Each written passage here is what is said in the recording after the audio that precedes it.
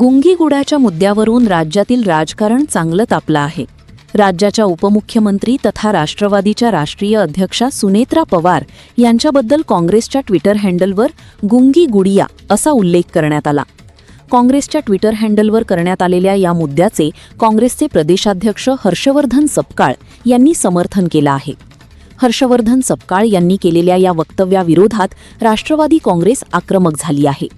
नांदेडमध्ये राष्ट्रवादीचे आमदार प्रताप पाटील चिखलीकर यांच्या नेतृत्वात हर्षवर्धन सपकाळ यांच्या फोटोला जोडे मारो आंदोलन करण्यात आले.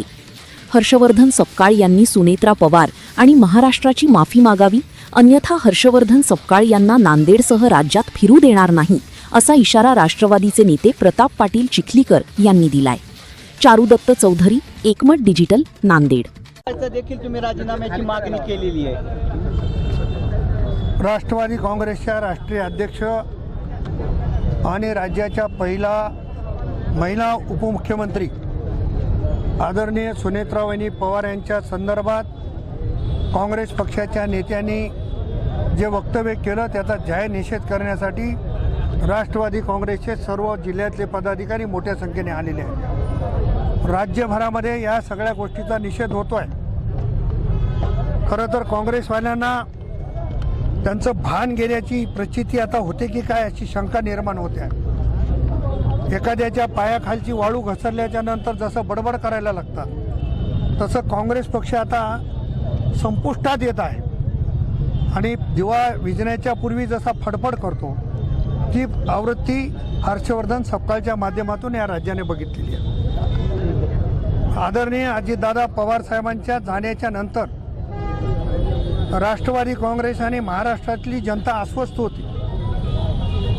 राष्ट्रवादी काँग्रेसचे आमदार, महायुतीचे आमदार, महायुतीचे नेते यांच्या आग्रहास्तव आदरणीय सुनेत्रा वहिनींनी झालेलं दुःख विसरून उपमुख्यमंत्री पदाची जबाबदारी स्वीकारली.